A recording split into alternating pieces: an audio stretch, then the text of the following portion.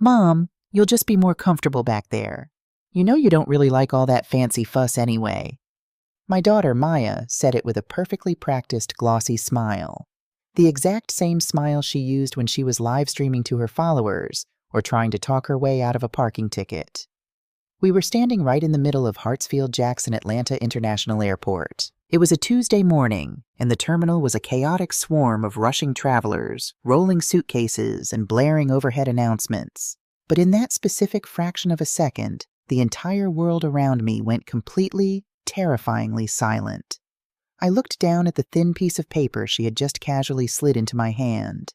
Seat 42, E, a middle seat, right next to the restrooms, on a 9-hour flight to Honolulu.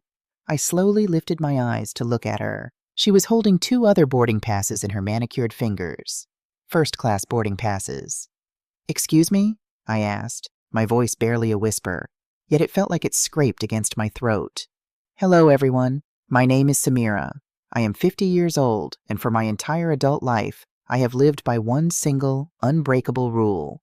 Family comes first, no matter what it costs you. Tell me honestly, how many of you listening right now have poured every single drop of your energy, your youth, and your hard-earned money into your children, only to have them look right through you the moment they feel they don't need you anymore? If you know that unique, hollow pain in your chest, then pull up a chair and stay a while.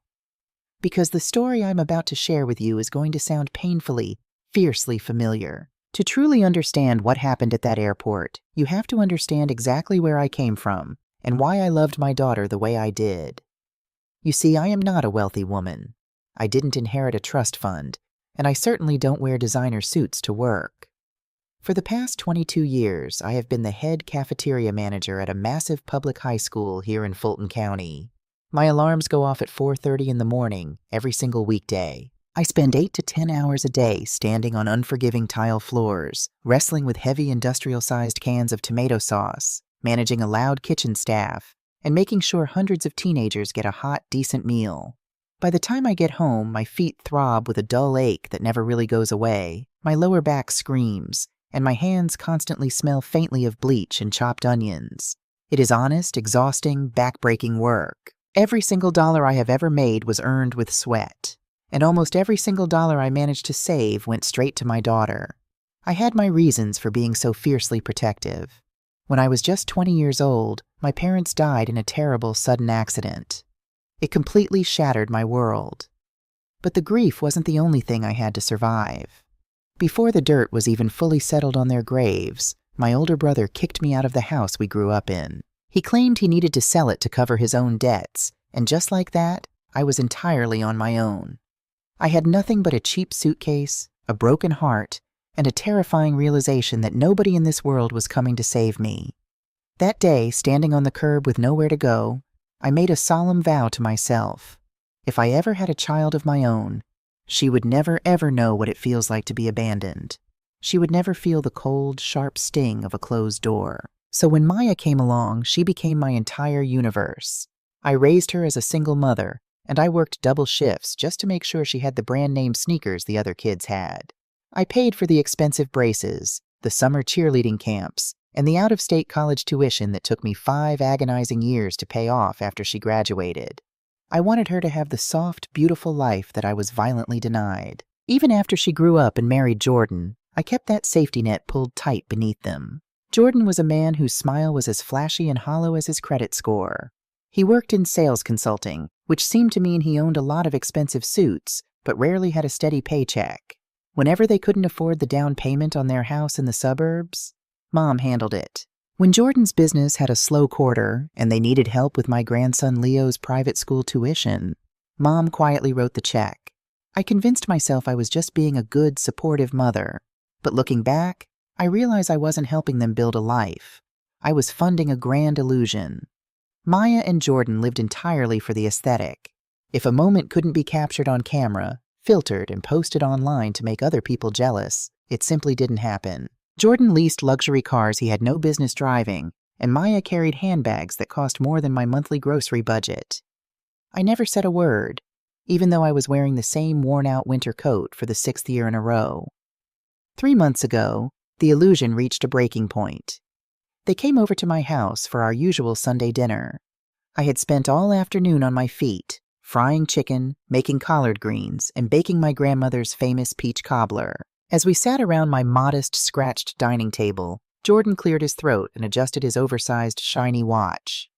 "Mama Samira," he started, using that smooth, practiced salesman voice he always pulled out right before he asked for money. "Maya and I are coming up on our 5th wedding anniversary. We were looking at this incredible resort in Maui, the Grand Wailea. It's a huge milestone, you know. We've been working so hard and we really need to reconnect." Maya reached across the table, her perfectly manicured acrylic nails resting gently over my calloused, scarred hands. "And Mom, we want you to come with us. You work so incredibly hard. You never take time for yourself. You need a vacation more than anyone. Plus, Leo would absolutely love to have his Nana there to build sandcastles with him." My heart instantly melted. My grandson Leo was 8 years old and possessed the sweetest, most genuine soul I had ever known. He was the one bright, beautiful thing in their chaotic household. The thought of walking barefoot on a warm Hawaiian beach, holding my grandson's hand and listening to the ocean, made the chronic exhaustion in my bones temporarily fade away. "Oh, babies," I said softly, looking down at my plate. "I don't know if I can afford a luxury trip to Hawaii right now. Things are a bit tight." Jordan waved his hand dismissively, laughing as if I had just told a cute joke. "Don't even worry about the heavy logistics, Mama. We'll handle all the bookings so we can sit together on the plane and get the family rate at the resort. We just need you to cover your portion of the flights and maybe help secure the hotel deposit for the family suite. We will pay you back the second my quarterly bonus hits next month." When my quarterly bonus hits, I had heard that exact phrase more times than I could count over the last 5 years. But looking into Maya's bright, hopeful eyes and picturing little Leo playing in the surf, I deliberately ignored the heavy, sinking knot in the pit of my stomach. I stood up, walked over to my worn leather purse, pulled out my primary credit card, and handed it directly to Jordan. I didn't just give them a piece of plastic that day. I gave them direct access to the secret nest egg I had been painstakingly building for a decade. For years, I had dreamed of leaving the school cafeteria and opening my own small neighborhood bakery. I had the recipes, I had the drive, and I finally had just enough saved up for a commercial lease. But I pushed that dream back into the dark corner of my mind, locking it away so my daughter could have her picture-perfect anniversary. Because family helps family, right? That's what a good mother does. Fast forward to the morning of the flight. I had barely slept the night before. I had packed my best linen pants, bought a new wide-brimmed sun hat, and even treated myself to a cheap drugstore pedicure. I was practically buzzing with pure, unfiltered excitement as Jordan's leased SUV pulled up to the Delta drop-off curb. But from the very second we unloaded the trunk, a strange, uncomfortable feeling began to creep over me. Maya and Jordan were rolling 3 massive, brand-new hard-shell designer suitcases. I recognized the brand instantly because I had just seen the $1,200 charge on my credit card statement 2 weeks prior. When I asked about it, Maya had casually brushed it off, claiming it was a necessary one-time travel expense to keep their formal wear from wrinkling. We walked into the terminal, the bright fluorescent lights reflecting off the polished floors. At the priority check-in counter, Jordan confidently handled the kiosk, aggressively tapping the screen while Maya checked her lip gloss in her phone's front-facing camera. The machine whirred and spit out the boarding passes. Jordan grabbed them quickly, his eyes immediately darting toward Maya. They exchanged a look, a silent, heavily calculated glance that made the hairs on the back of my neck stand up. I had seen that look before. It was the look they gave each other right before they explained why they couldn't pay me back. Maya took the passes from him, cleared her throat softly, and turned to face me with that bright, glossy smile. "All right, Mom, here you go," she said, extending her hand. I took the single, flimsy piece of paper. I looked down at the black ink. Economy, seat 42, E-boarding group 8. I blinked, thoroughly confused, my brain struggling to process the information. "Maya, sweetie, is this right? I thought Jordan said we were all booking together so we could sit as a family. Where are your tickets? Where is Leo sitting?" Maya didn't look embarrassed. She didn't flinch. She didn't even have the basic decency to look slightly guilty. She casually adjusted the strap of her heavy designer bag, the exact same bag she bought the very week she called me crying because she couldn't afford her electricity bill. "Oh, Leo is staying with Jordan's parents this week," she said breezily, dropping the first bombshell without blinking. We decided an adults-only trip would be better for our anniversary vibe. Before I could even react to the fact that my grandson, the entire reason I agreed to this trip, wasn't coming, she continued. And as for the seats, well, her voice dripped with that patronizing, syrupy tone people usually reserve for toddlers or the elderly. Jordan found this amazing last-minute upgrade for first class at the kiosk, but they only had 2 seats left together. And you know Jordan's lower back has been bothering him lately. He really needs the lay-flat bed for a flight this long. Besides, Mom, you'll be so much more comfortable back there in economy. You don't really like all that fancy fuss and people waiting on you anyway. I stood frozen, the chaotic, deafening noise of the Atlanta airport swirling around me, feeling as though I had just been violently struck across the face. You'll be more comfortable back there. I looked over at Jordan. He was suddenly incredibly interested in the digital departures board hovering above us, completely avoiding my gaze. He stood with the quiet, smug posture of a man who had just successfully pulled off a brilliant magic trick. You upgraded to first class, I said slowly, testing the bitter weight of the words on my tongue. With the credit card I gave you? Maya's smile faltered for a fraction of a second, replaced by a sharp flash of annoyance. Mom, please don't make a scene, she hissed, her eyes darting nervously left and right to see if anyone in the priority line was watching us. It's literally just a flight. It's like 8 or 9 hours, tops. You can watch a movie and take a nap. We'll see you at baggage claim in Honolulu. Just go to your gate, okay? You're going to hold up the line. Don't make a scene. Those 4 words echoed and bounced around the inside of my skull. For 50 years, I had been the woman who never, ever made a scene. I swallowed my pride when the school district unfairly cut our cafeteria budget.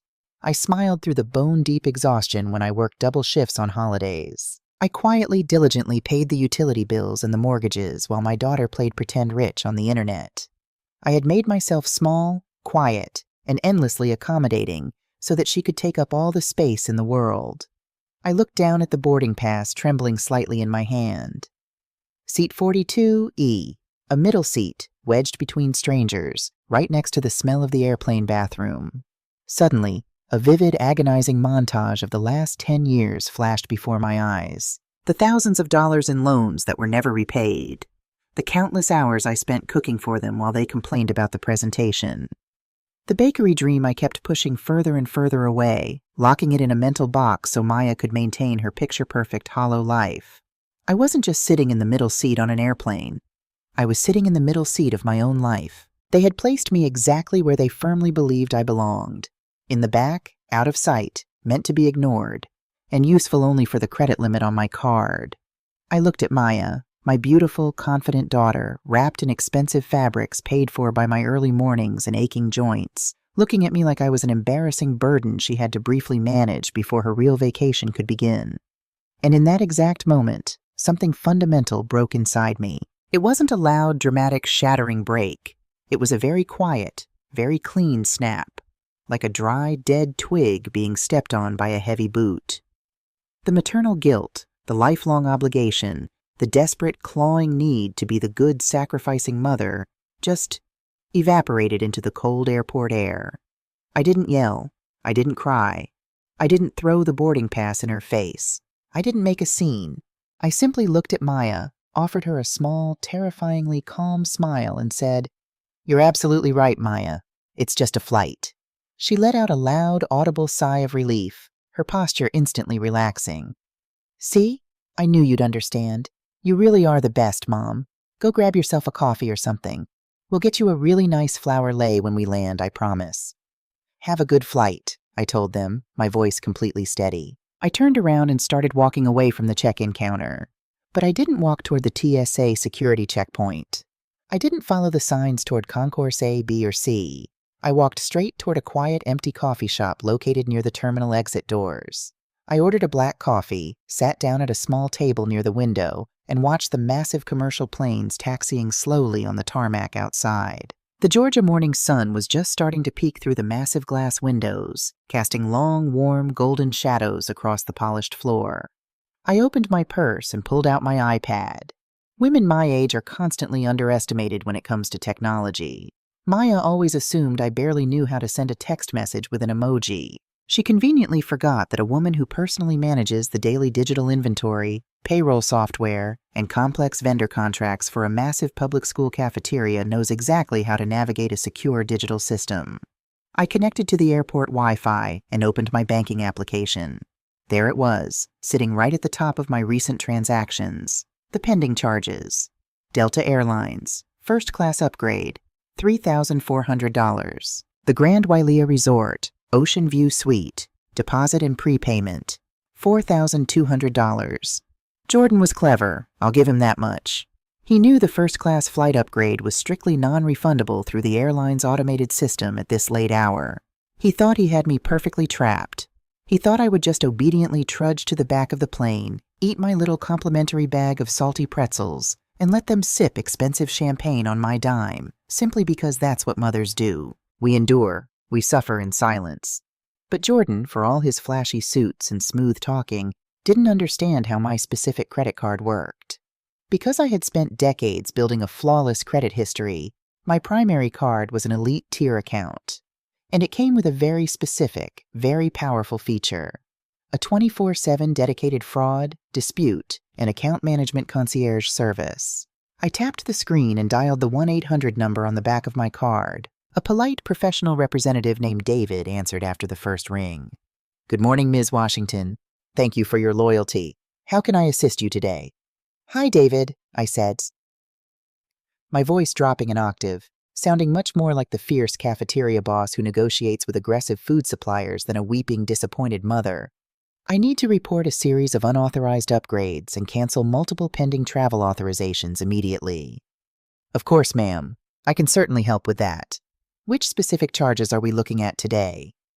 "The Delta Airlines first-class upgrade for the passengers, Maya and Jordan, and the hotel authorization for the Grand Wailea Resort in Maui.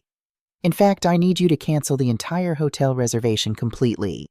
It was booked under my card to guarantee the room, but I am no longer traveling. I want all financial holds released, the deposit refunded to my account, and the authorization formally revoked." I could hear David typing rapidly on his keyboard for a moment. "Ma'am, I have those located. I just need to inform you. Revoking the hotel authorization at this stage means the reservation will be canceled unless the guests arriving present a brand new, valid form of payment at the check-in desk for the full amount, plus incidentals. And disputing the flight upgrade while the passengers are at the gate may flag their tickets in the airline system." I took a slow, deliberate sip of my black coffee. It tasted rich, intensely bitter, and incredibly waking. "I understand the consequences perfectly, David," I said, looking out at a plane lifting heavily into the sky. "Please proceed with the cancellations." It took exactly 4 minutes. 4 minutes of clicking and typing to completely undo 3 months of their selfish planning and entitlement. I thanked David and hung up the phone. I sat there in the quiet cafe, listening to the hum of the espresso machine. I didn't feel angry anymore. I didn't feel heartbroken or betrayed. For the first time in 22 years, I felt unbelievably light. I felt like a woman who had just dropped a 100-pound weight off her shoulders that she didn't even realize she had been carrying her entire life. I stood up, picked up my modest carry-on bag, and walked straight out of the sliding glass doors of the airport, stepping out into the bright, warm Atlanta sunlight. The line of taxis and Ubers was incredibly busy, filled with stressed people rushing to begin their various journeys. But my journey had just ended. Or rather, the real one had just finally begun. I pulled out my phone in order to ride back to my neighborhood. As I sat in the quiet back seat of the car, watching the beautiful city skyline roll by through the window, my phone buzzed in my hand. It was an automated calendar notification I had set up months ago. 10 a.m., call Marcus, real estate agent, about the vacant bakery space on 4th Street. I had originally planned to cancel that meeting today. I had planned to call Marcus and tell him I couldn't afford the commercial lease deposit because I was going to Hawaii to celebrate my daughter. I stared at the notification for a long moment. Then I hit the call button. "Hello, Marcus?" I said when the agent picked up, my voice ringing with a new, unfamiliar confidence. "It's Samira Washington. Yes, I'm actually still in town, and I have my deposit ready.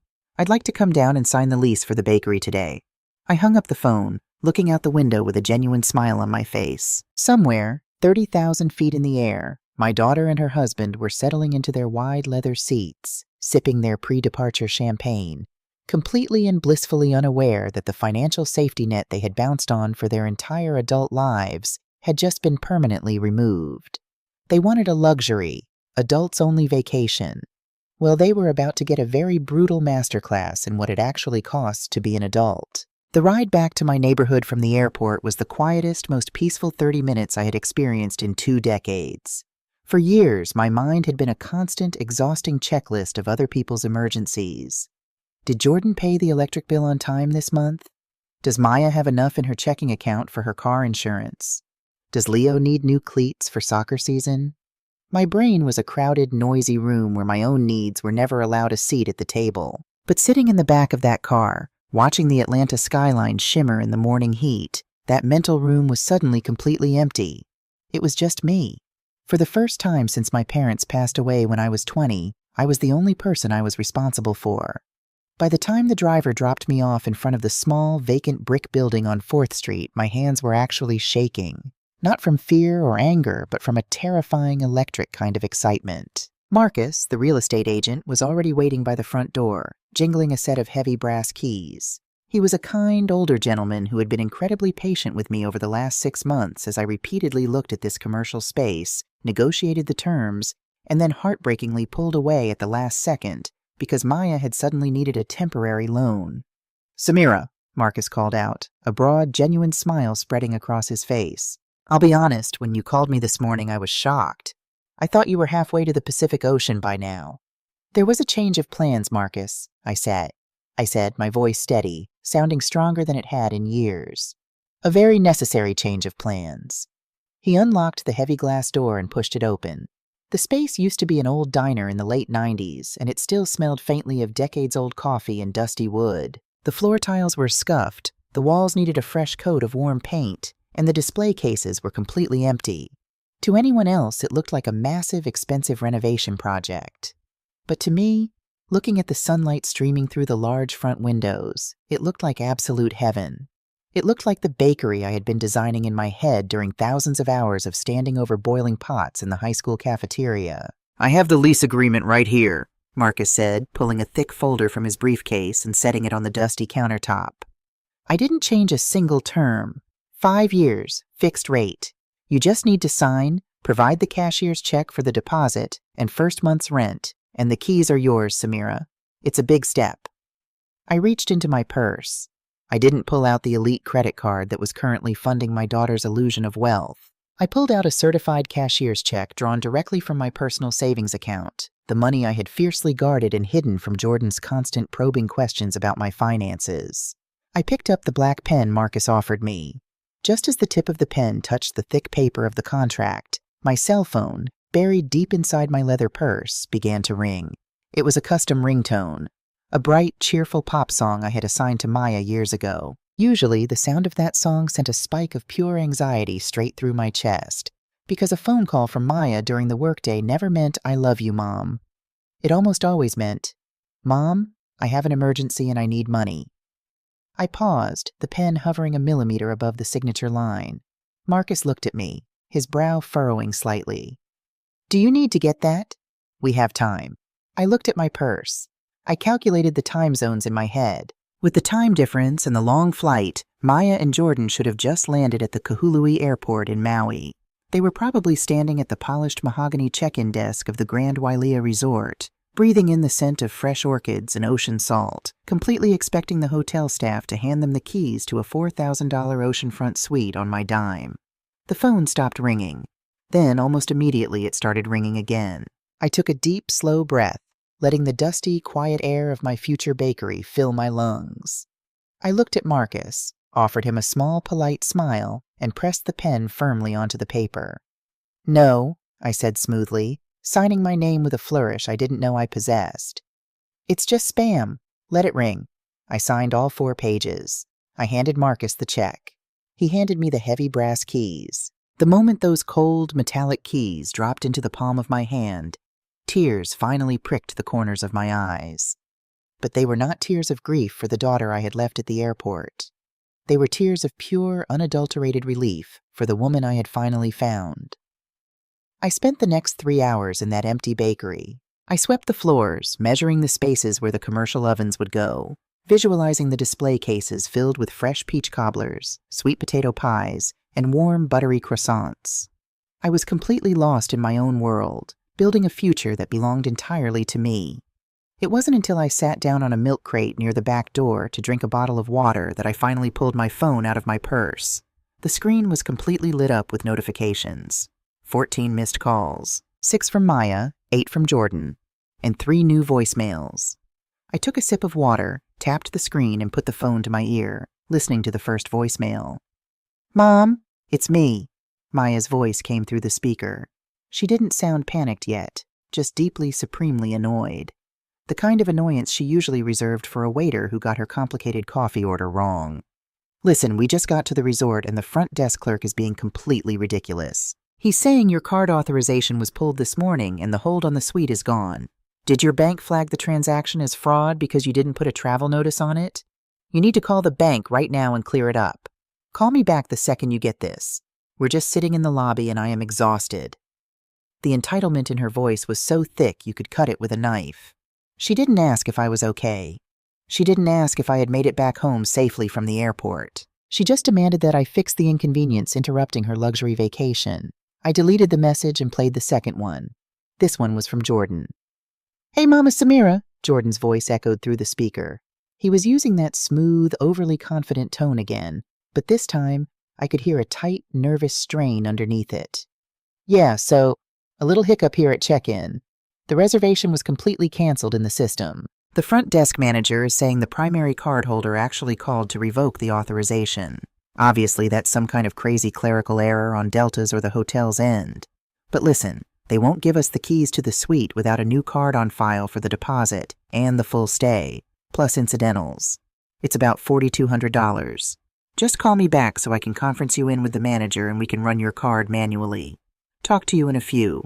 I actually laughed out loud in the empty room. A clerical error. Jordan was so blinded by his own arrogance that his brain couldn't even compute the reality that a 50-year-old cafeteria manager had outsmarted him. He genuinely believed that the world revolved around his desires, and that I was just a malfunctioning ATM that needed to be rebooted. I took another sip of water, my heart beating at a slow, calm rhythm, and played the third and final voicemail. This one was different. The smooth confidence was entirely gone. The annoyance had completely vanished. What replaced it was pure, unadulterated chaos. Mom, pick up the damn phone!" Maya was practically screaming into the receiver. In the background, I could hear the distinct sounds of a busy hotel lobby, luggage carts rolling, people talking, and the sharp, angry voice of Jordan arguing with someone. "Mom, what did you do?" Maya sobbed, her voice cracking with a level of panic I hadn't heard from her since she was a teenager. Jordan tried to put his credit cards down for the room deposit, and they all declined. Every single one of them. He tried 3 different cards, Mom. The manager embarrassed us in front of the entire lobby. They told us we have to leave the property if we can't provide a valid form of payment. I closed my eyes, listening to the frantic unraveling of the grand illusion. Suddenly, in the background of the voicemail, the phone must have been pulled away from Maya's mouth, because I heard her screaming at her husband. "What do you mean they're maxed out, Jordan? You said your bonus covered the luggage. You said the cars were paid for. Where is your corporate card?" "I don't have the corporate card, Maya. Stop yelling." Jordan's voice was panicked, defensive, and desperate. "Just call your mother. Make her fix it." "I've been calling her. She's ignoring me." "Jordan, look at me. Look at me. Why are all the cards declining?" There was a brief, static-filled pause on the recording. And then I heard the confession. The massive, heavy truth that had been hiding beneath the designer suits, the leased cars, and the constant requests for temporary loans. "I lost my job, Maya," Jordan shouted, his voice finally breaking under the weight of his own lies. "Okay? Are you happy now? I got let go 3 months ago. They fired me. We don't have any money. We've been living on a credit and your mother's cash for 90 days. I thought I could land a new consulting gig before you noticed, but I didn't. We have literally $0 in our checking account." "You've been unemployed for 3 months?" Maya shrieked, a sound of pure, visceral horror. "The suitcases, the anniversary dinner, my car payment last week. You made me beg my mother for money while you were sitting at home doing nothing? I was trying to protect you. Just get her on the phone. "She has to pay for the room, Maya. We literally don't have money for a cab back to the airport." The voicemail abruptly cut off, plunging my quiet bakery back into absolute silence. I sat there on the milk crate, staring blankly at the dusty floorboards, the reality of what I had just heard washing over me in cold, heavy waves. 3 months. Jordan had been unemployed for a full quarter of the year. While he was sitting at my dining room table, adjusting his expensive watch and smoothly asking me to fund an extravagant Hawaiian vacation to celebrate his hard work, he had been completely, utterly broke. He hadn't just been relying on my safety net. He had woven his entire fraudulent life out of it. He had intentionally pushed me into an economy seat next to the bathrooms while he flew first class, using my money, knowing full well he was unemployed and drowning in debt. And Maya, my beautiful, obsessed with appearances daughter, had blindly gone along with it, perfectly content to sacrifice my dignity as long as it maintained her aesthetic.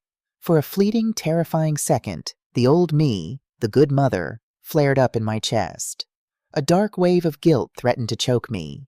My daughter was stranded on an island thousands of miles away, sitting in a hotel lobby with a liar for a husband, completely humiliated, with no money for food and no place to sleep. The mother I used to be would have immediately called the hotel, paid the $4,000, booked them a flight home, and then worked overtime for a year to make up the difference, just to spare Maya from the pain of consequence. But then I looked down at my hands. I looked at the burn scars on my forearms from the commercial fryers. I looked at the swollen knuckles from decades of scrubbing pots. And I looked around the beautiful, empty room that I had just signed my name to. I had spent 50 years shielding Maya from the real world. I had acted as a human buffer between her and any form of discomfort, consequence, or reality. And what had it produced? A woman who felt entirely comfortable looking me in the eyes and telling me I belonged in the back of the plane while she drank champagne on my dime. I realized then that saving her today wouldn't actually be saving her. It would just be funding the delusion for one more day. Jordan's lies had finally caught up to him, and Maya's vanity had finally collided with a brick wall. The absolute best thing I could do for my daughter, the most loving maternal thing I could do in this exact moment, was to let her crash. I picked up my phone. I didn't call the Grand Wailea Resort. I didn't call Jordan. I opened my text messages and navigated to my conversation with Maya. I typed out a single, simple sentence. I didn't use exclamation points. I didn't express anger or vindictiveness. I just delivered the truth. I am not fixing this. Figure it out. I hit send. I watched the little green bubble appear on the screen, indicating the message had been delivered. Then I went into my phone settings and temporarily blocked both Maya and Jordan's phone numbers. I didn't want to hear the begging. I didn't want to hear the manipulation. They were adults. They had managed to navigate themselves into first class. They could figure out how to navigate themselves out of a hotel lobby. I put my phone back into my leather purse, stood up from the milk crate, and walked toward the front of the store. I picked up the heavy brass keys from the dusty countertop. I walked out the front door, pulling it shut behind me, and locked the deadbolt with a satisfying metallic click. As I walked down 4th Street, heading back toward the bus stop to go home and start planning my bakery menu, I felt a deep, profound sense of peace settling into my bones. The storm in Hawaii was raging, and I knew that when they eventually found their way back to Atlanta, the confrontation would be apocalyptic. But for the first time in my life, I wasn't afraid of the storm, because I finally owned my own umbrella, and I wasn't sharing it anymore. It took them exactly 48 hours to make it back to Atlanta. 48 hours where my phone remained completely, blessedly silent. I spent that entire weekend inside my new commercial space, dressed in old paint-splattered overalls, scrubbing the floors on my hands and knees, and painting the walls a warm, inviting shade of buttercream yellow. My muscles ached in a completely different way than they did at the high school cafeteria. This wasn't the heavy, draining ache of working for someone else's bottom line. This was the sharp, satisfying soreness of finally building something for myself.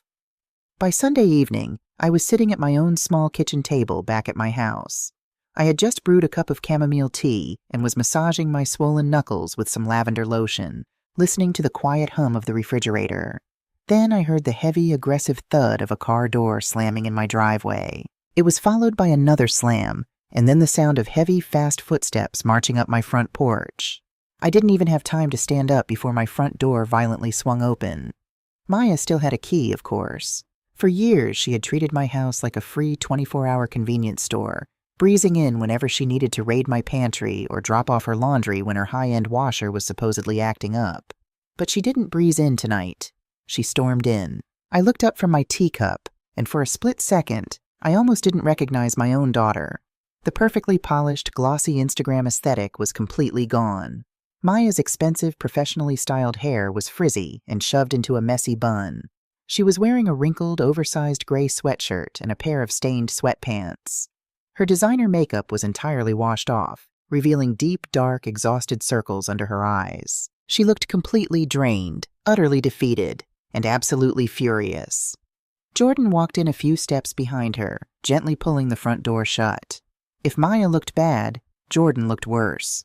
The slick, confident, smooth-talking salesman who had stood at the Delta check-in counter 2 days ago had vanished. He was practically slouching, his shoulders hunched forward, his eyes glued firmly to my hardwood floor. He looked exactly like a man walking to his own execution. "How could you?" Maya screamed. Her voice was so loud and sharp, it actually made the ceramic teacup rattle against its saucer. "How could you do that to me, Mom?" I didn't stand up. I didn't raise my voice. I simply took a slow, methodical sip of my tea, feeling the warm liquid soothe my throat. "Good evening, Maya. Jordan, you had a safe flight back, I assume?" "Do not act like nothing happened," Maya shrieked, her hands balling into fists at her sides. She marched into the kitchen, her chest heaving. "Do you have any idea what we have been through for the last 2 days? Do you have any concept of the humiliation you put me through? The hotel manager threatened to call security on us. We had to sit in the lobby for 6 hours with all of our luggage, while Jordan begged his elderly father to take out a high-interest payday loan just to afford 2 economy tickets on a miserable red-eye flight back home. We slept on the floor of the Kahului airport, Mom. On the floor." She pointed a shaking finger at me, tears of pure rage spilling over her eyelashes. "You stranded us. You embarrassed me in front of the entire resort." I set my teacup down. I looked at her, truly looking at the grown woman standing in my kitchen throwing a spectacular toddler-level tantrum because her mother finally stopped paying her way. "I didn't strand you, Maya," I said, my voice dangerously quiet. "I simply went home. The person who stranded you is standing right behind you." Maya blinked, momentarily derailed by my calm tone. "What are you talking about?" I shifted my gaze from my daughter to the man cowering in the hallway. "Jordan, tell her. Tell her exactly what you said on the voicemail you accidentally left on my phone while you were screaming at each other in the lobby." Jordan's head snapped up. The remaining color completely drained from his face, leaving him looking sickly and pale. His mouth opened, but no sound came out. He looked like a deer trapped in the headlights of a speeding semi-truck. "What voicemail?" Maya demanded, whipping her head around to stare at her husband. "Jordan, what is she talking about?" When he still couldn't speak, I decided to do it for him. I stood up slowly, pushing my chair back. I smoothed down the front of my shirt, walked around the table, and stopped a few feet away from my daughter. 3 months, Maya," I said, keeping my voice steady and completely devoid of pity. "Your husband has been entirely unemployed for 3 full months. He lost his job. He maxed out every single credit card you both own. The $1,200 designer suitcases you brought to the airport? Paid for with money you don't have. The luxury leased cars sitting in your driveway? You are probably weeks away from repossession. You didn't get humiliated because I canceled my credit card authorization. You got humiliated because you have been living a complete lie, and the bill finally came due." Maya stared at me, her mouth slightly open, processing the words. Then she slowly turned back to Jordan. The rage in her eyes shifted from me to him. "Is she lying?" Maya whispered, her voice trembling. "Jordan, tell me she's lying. Tell me you didn't know about this." Jordan swallowed hard, his Adam's apple bobbing nervously. "Maya, I was going to tell you. I was trying to protect you. I had a few leads on some big consulting contracts. I thought I could secure an advance before the trip and cover the balances. I just needed a little more time." "You let me scream at my mother?" Maya said, her voice dropping into a dangerous, terrifyingly low octave. "You let me stand in that airport and treat her like garbage to get her to pay for a first-class upgrade, knowing we didn't have a single dollar to our names?" "I was desperate," Jordan cried out, finally showing some emotion. He looked at me, his eyes pleading. "Mama Samira, please," I panicked. The airline offered the upgrade at the kiosk, and I knew if I didn't take it, Maya would be suspicious about why we weren't flying first class for our anniversary. I thought we could just run it on your card and I would figure out how to pay you back later. I'm sorry. I messed up. You didn't just mess up, Jordan, I said coldly. You committed financial abuse. You manipulated a 50-year-old woman who works on her feet for 10 hours a day to fund a lifestyle you couldn't afford. And Maya, you were perfectly willing to be an accomplice, as long as you didn't have to look at me while you drank your complimentary champagne. Maya whipped her head back toward me, her defensive walls instantly slamming back up. Even faced with her husband's absolute betrayal, her ego simply couldn't handle being the villain in her own story. You don't get to judge me, Maya yelled, pointing at me again. You offered to help us. You gave him the credit card. If you didn't want to pay for the trip, you should have just said no. Like a normal person instead of agreeing to it and then abandoning us on an island to be publicly humiliated. I felt a cold, hard knot form in the center of my chest. There it was, the absolute lack of accountability. Nothing was ever Maya's fault. It was always someone else's responsibility to manage her life, her finances, and her emotions. I am 50 years old, they said, measuring every single word. My knees pop every time I stand up in the morning. I smell like industrial bleach and fried food every single day so that you can smell like Chanel and post pictures of your perfect life on the internet. For 22 years, I have made myself incredibly small so that you could feel big. I paid your mortgage. I paid your son's tuition. And my grand reward for a lifetime of sacrifice was you telling me, to my face, that I belonged next to an airplane bathroom because I don't like fancy fuss anyway. Maya crossed her arms tightly across her chest, her jaw set stubbornly. It was a flight, Mom. You are acting like a child. You are blowing this completely out of proportion to punish me. I am not punishing you, I replied, feeling a strange, powerful sense of clarity wash over me. I am resigning. The Bank of Mom is permanently, irrevocably closed. I walked over to the kitchen counter, picked up my purse, and pulled out the thick, multi-page commercial lease I had signed 2 days prior. I tossed it onto the kitchen table. It landed with a heavy, satisfying smack. Maya looked down at the document, then back up at me, her brow furrowed in confusion. What is that? That is a 5-year commercial lease for the vacant storefront on 4th Street, I said. I used my savings, the money Jordan was heavily relying on to bail him out of his unemployment crisis, to finally open my bakery. I am starting my own business. Every single dime I make from my cafeteria job, and every dime I make from that bakery, belongs entirely to me. I will not pay your mortgage this month. I will not cover Leo's private school tuition next semester. You are a married adult woman. Figure it out. The silence that followed was suffocating. The reality of the situation was finally piercing through Maya's thick armor of entitlement. The safety net was gone. The free ride was over. And she was staring down the barrel of massive credit card debt, an unemployed husband, and a lifestyle she could no longer artificially inflate. Maya's eyes darted frantically around my kitchen, as if searching for a loophole, a hidden camera, or some sign that this was all just a bad dream. When she realized I was completely serious, her expression shifted. The anger melted away, and a cold, calculating cruelty settled into her features. She realized that tears wouldn't work. Yelling wouldn't work. Guilt-tripping wouldn't work. So she reached for the absolute sharpest weapon she possessed. The one thing she knew could cut me straight to the bone. Fine, Maya said, her voice eerily calm and dripping with venom. If that's how you want to play this, Mom, if you want to abandon your family over a stupid airplane seat, if you care more about some ridiculous bakery dream than you do about your own flesh and blood. She took a step toward me, locking her eyes onto mine. If you cut us off financially, you will never see Leo again. The words hit me with the physical force of a freight train. My breath caught sharply in my throat, and my vision blurred for a split second. Leo, my sweet, bright 8-year-old grandson. The boy who loved to sit on my kitchen counter and help me measure flour. The boy who always drew me pictures of sunflowers because he knew they were my favorite. He was the softest, most beautiful part of my life. Maya saw the hesitation flash across my face. She saw the sudden, agonizing pain in my eyes, and a small, triumphant smirk ghosted across her lips. She thought she had won. She thought she had found the override code to my boundaries. That's right, Maya sneered, stepping closer. You think you can just drop us and go live your best life? Leo needs stability. He needs parents who aren't completely stressed out about losing their house.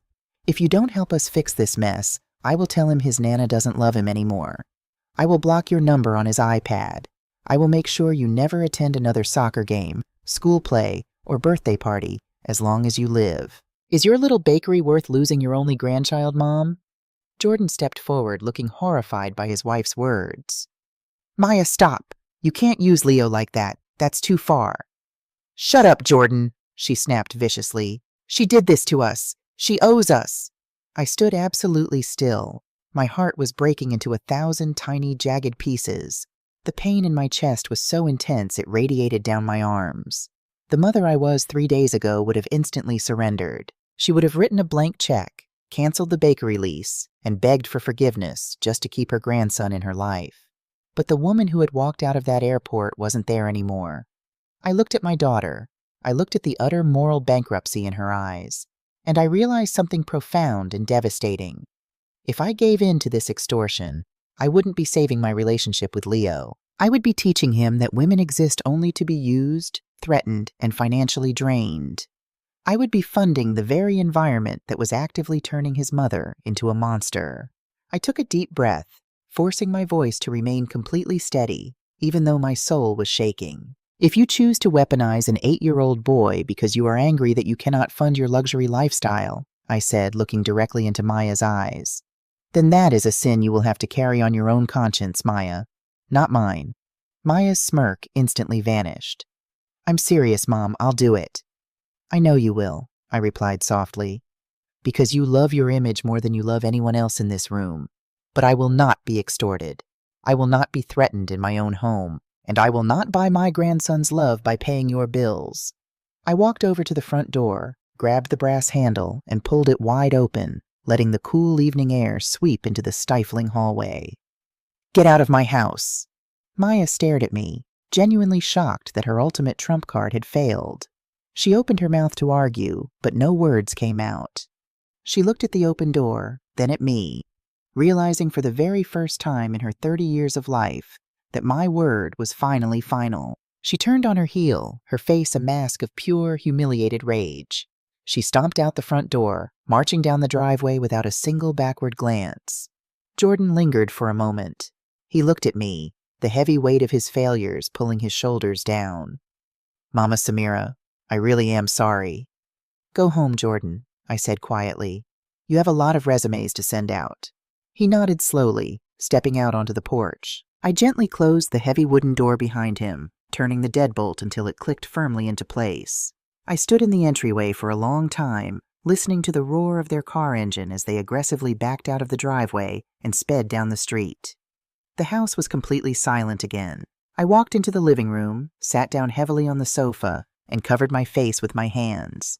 And then, the dam finally broke. I cried. I sobbed until my ribs physically ached. I cried for the daughter I had spoiled into entitlement. I cried for the years I had wasted being unappreciated. But mostly, I cried with a deep, agonizing, breathless grief for my sweet Leo, knowing it might be a very long time before I felt his little arms wrap around my neck again. I allowed myself to shatter completely for exactly 1 hour. And then, I stood up. I walked into the bathroom, splashed cold water on my face, and looked at the 50-year-old woman staring back at me in the mirror. Her eyes were red and swollen, but her spine was perfectly straight. I walked back into the kitchen, sat down at the table, and pulled a yellow legal pad toward me. I picked up a pen, wiped a stray tear from my cheek, and began writing out the inventory list for my bakery's grand opening. I had lost a lot that night, but for the first time in my life, I hadn't lost myself. The next 4 weeks were the hardest, most beautiful, and most agonizing days of my entire life. I didn't hear a single word from Maya. Not a text, not a voicemail, nothing. The silence in my house was incredibly loud, especially on Sunday afternoons when I was used to cooking for them. The absence of my grandson Leo was a physical ache in my chest. Every time I walked past the spare bedroom where he kept his toys, my breath would catch. But I refused to pick up the phone. I knew that if I broke the silence, I would be teaching Maya that her cruel extortion tactic had worked. I had to stand firm, even if it felt like I was standing on shattered glass. So I poured every single ounce of my grief, my anxiety, and my newly reclaimed energy into the bakery. I woke up at 4 in the morning, went to my job at the high school cafeteria, managed the lunch rush, and then drove straight to the storefront on 4th Street. I painted walls until my shoulders cramped. I scrubbed industrial ovens until my fingernails cracked. I finalized permits, passed health inspections, and perfected my grandmother's sweet potato pie recipe until the crust was so flaky it melted the second it hit your tongue. Samira's Sweets officially opened on a crisp Tuesday morning. I didn't have a grand ribbon-cutting ceremony. I just unlocked the front door, flipped the open sign, and let the rich, intoxicating smell of cinnamon, brewing coffee, and brown sugar drift out onto the sidewalk. By the end of the first week, I had a line out the door. The neighborhood embraced me. People who had eaten my food in the school cafeteria for the last 20 years came out to support me. I was exhausted, but for the first time in 50 years, my bank account was growing from my own labor, and nobody was draining it behind my back. But out in the suburbs, the grand illusion was rapidly collapsing. It happened on a rainy Thursday afternoon. The lunch rush at the bakery had just ended, and I was wiping down the front counter when my cell phone buzzed in my apron pocket. I pulled it out. It was a number I hadn't seen in over a month because I had finally unblocked it a few days prior. Maya. I stared at the screen for a long moment, my heart hammering against my ribs.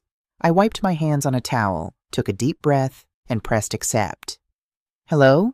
I said, keeping my voice incredibly neutral. "Mom?"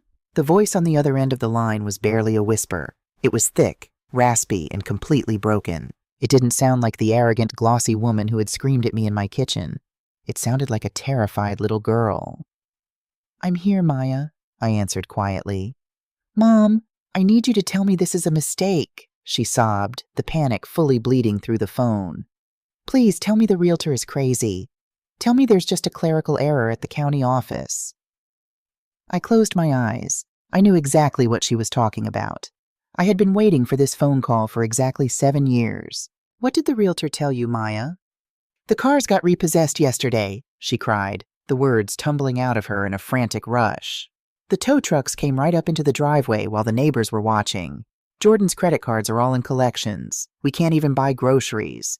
So I told Jordan we had to sell the house. The market is high. I figured we could pull the equity, pay off the massive debt he hid from me, and downsize to an apartment. But the realtor... Mom, the realtor just pulled the public records to list the property." Maya choked on a sob, struggling to catch her breath. "She said I can't sign the listing agreement. She said my name isn't on the deed. She said Jordan's name isn't on the deed. She said the house belongs entirely to you. Mom, please. That's our house. We bought it. Tell me she's wrong." I leaned heavily against the bakery counter, looking out at the rain slicking the pavement on 4th Street. "She's not wrong, Maya," I said, my voice steady, though my heart was breaking for the harsh reality she was finally crashing into. "I own the house. I am the sole name on the deed, and I am the sole name on the mortgage." But how?" she shrieked, the disbelief echoing through the receiver. "We picked it out. We lived there for 7 years. It's my house." "You picked out the curtains, Maya," I corrected her gently, but firmly. "But 7 years ago, when you and Jordan went to the bank to get pre-approved for that $400,000 mortgage, Jordan's credit score was in the mid-5s. He had unpaid medical bills, a defaulted car loan, and 0 verifiable income. The bank literally laughed him out of the office. Do you remember how much you cried? Do you remember telling me you couldn't bear the embarrassment of living in a starter apartment while all your friends on Instagram were buying mini mansions?" Complete silence on the other end of the line. The heavy, suffocating silence of a woman realizing her entire adult life had been a mirage. "I couldn't stand seeing you cry," I continued, speaking the unvarnished truth into the quiet bakery. "So I went back to the bank. I used my pristine credit score. I put down $80,000 of my own cash for the down payment. The bank would not allow Jordan's name anywhere near that loan. You both have essentially been my tenants for 7 years. I let you play house. And every time Jordan had a slow quarter and I quietly paid the mortgage, I was just paying my own property loan." "You let me believe I was a homeowner," Maya whispered, her voice dripping with betrayal. "You let me build a life in a house I didn't even own." I let you live in a beautiful, safe home for 7 years without ever holding the legal liability over your head, I replied, refusing to let her twist the narrative. I protected you from your husband's financial incompetence, but I will not let you sell my property to pay off Jordan's secret credit card debt. That house is my retirement, Maya. You cannot sell it. A sudden sharp sound came through the phone. It sounded like something glass shattering against a wall. Well, it doesn't even matter anymore, Maya wept, her voice completely devoid of hope. It doesn't matter. Why doesn't it matter? I asked, my maternal instincts flaring up. Because Jordan left. The words hit me like a physical blow. What do you mean he left? When I got off the phone with the realtor, when I told Jordan that we didn't own the house and there was no equity to bail us out, he completely panicked, Maya choked out, the humiliation tearing her apart. He went into the bedroom, packed a duffel bag, and called an Uber. He told me he couldn't handle the pressure of bankruptcy. Mom, before he left, he logged into Leo's college savings account. The one you started for him. He emptied it. He took the last $4,000 we had to our names and he just left us here. I felt a cold, terrifying fury rise up in my chest.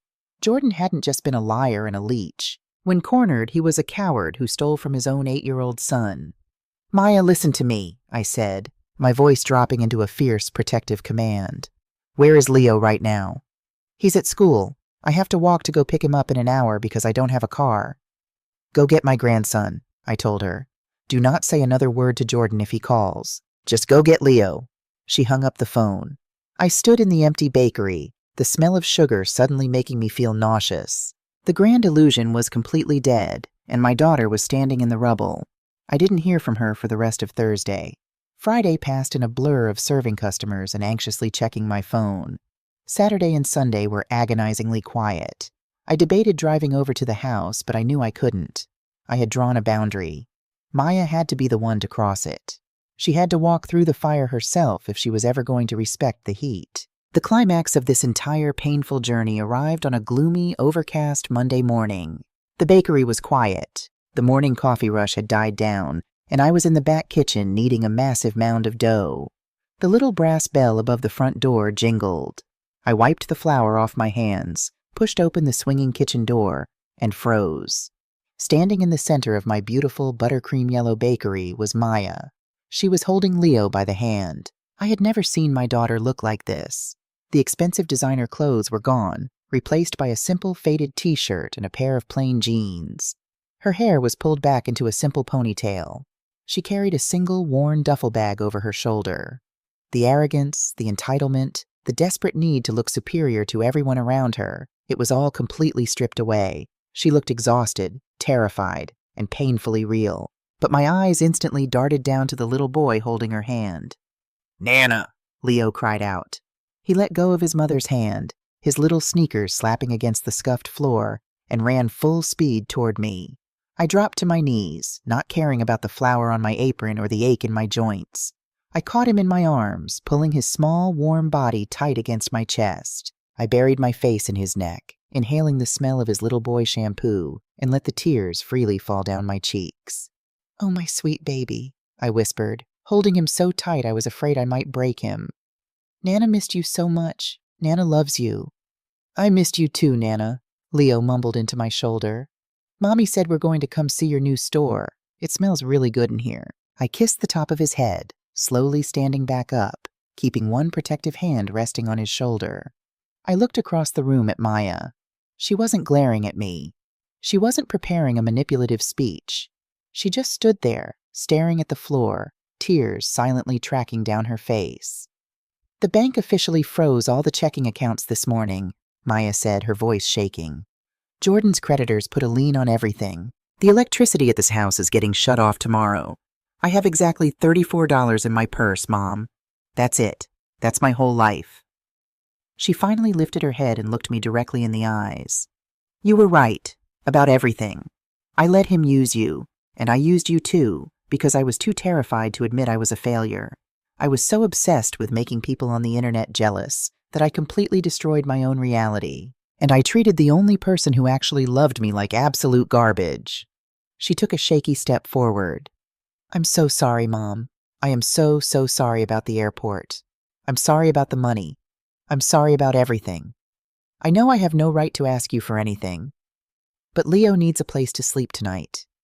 Please, I'll sleep on the floor in your living room. I don't have anywhere else to go." Looking at my daughter, stripped of her pride and begging for shelter, the mother inside me wanted to instantly wrap her in a blanket, hand her my credit card, and tell her I would fix it all. It would be so incredibly easy to fall right back into the old pattern. But if I did that, the last 2 months of agony would mean absolutely nothing. "You can stay in the spare room at my house," I said, my voice gentle, but carrying a weight of absolute authority. "Leo will keep going to his school. There is a roof, there is hot water, and there is food in the fridge. You are my daughter, and I will not let you and my grandson be on the street." A massive wave of relief washed over Maya's face. She closed her eyes, letting out a heavy, shuddering breath. "Thank you. Mom, thank you so much. I promise I'll pay you back eventually. I'll figure it out." "I'm not finished," I interrupted her. Maya's eyes snapped open. I reached behind the counter. I picked up a spare, heavy canvas apron. It was plain beige, completely unglamorous, and smelled like roasted pecans and dish soap. I walked around the counter, stepped right up to my daughter, and held the apron out to her. "The Bank of Mom is permanently closed," I told her, looking straight into her tear-filled eyes. "There are no more free rides. There are no more loans.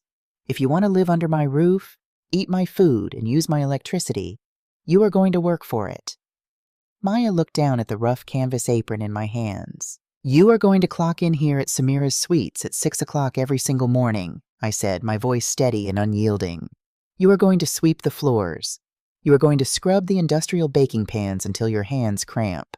You are going to stand behind that cash register, smile at the customers, and serve them coffee. I will pay you $15 an hour, which is minimum wage. You will use that money to buy your own gas, pay your own phone bill, and start paying off the mountain of debt you let your husband rack up." Maya stared at the apron. For a split second, I saw the ghost of the old Maya flash across her face, the Instagram aesthetic girl who would rather die than be seen scrubbing a baking sheet for minimum wage. I saw the hesitation. I saw the pride fighting a desperate battle against reality. I didn't move. I didn't soften my gaze. I held the apron out, waiting for her to make the ultimate choice. Slowly, her shoulders dropped. She reached out with trembling hands and took the apron from me. She didn't complain. She didn't argue. She slipped the loop over her head, tied the strings tightly behind her back, and looked back up at me. "Where are the mops, Mom?" she asked quietly. I offered her a very small, incredibly proud smile. "In the back closet, sweetheart. Let's get to work." Hello, everyone. My name is Samira. I am 50 years old, and today I own the most successful neighborhood bakery in my city. Maya has been working for me for over a year now. She doesn't have an Instagram account anymore. Her acrylic nails are gone, replaced by short, clean fingernails perfect for kneading dough. She smells like cinnamon and hard work. Jordan filed for divorce from 2 states away, and we haven't seen him since. It has been a brutally hard year, filled with tears, lawyers, and debt consolidators. But every afternoon, when the school bus drops Leo off at the bakery, he sits at the front table doing his homework while his mother and I work side by side behind the counter. For the first time in my entire life, my daughter respects me. Not because of what I can buy for her, but because of what I forced her to earn for herself. People often think that a mother's love means endless sacrifice. We are told to give until we are entirely empty, to be the soft place for our children to land, no matter how hard they push us. But sometimes, true maternal love isn't a safety net. Sometimes the most profound act of love you can give a grown child is a firm, unmoving brick wall. Sometimes the strongest, most beautiful move you can make isn't writing a check. It's simply walking away, opening your own bakery, and handing them an apron. What do you think?